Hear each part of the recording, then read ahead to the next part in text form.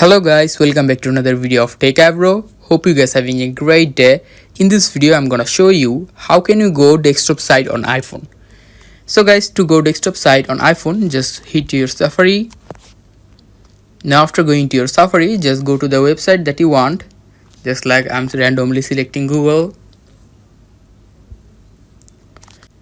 Now in the bottom here you can see google.com or your website, and in the left side of that you will see 2A, one is bigger and one is smaller. Just click on that. Now after clicking on that, the third option here you can see request desktop website. Click on it, and after clicking it, here you can see you can just go to desktop website like this. Just search anything,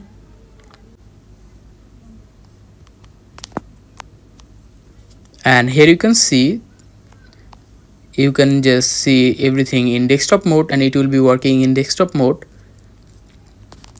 So guys, that's how you can do it. Hope you find this video helpful. If you have found this video helpful, then give a thumbs up and don't forget to subscribe Techavro. Thank you so much for watching the video.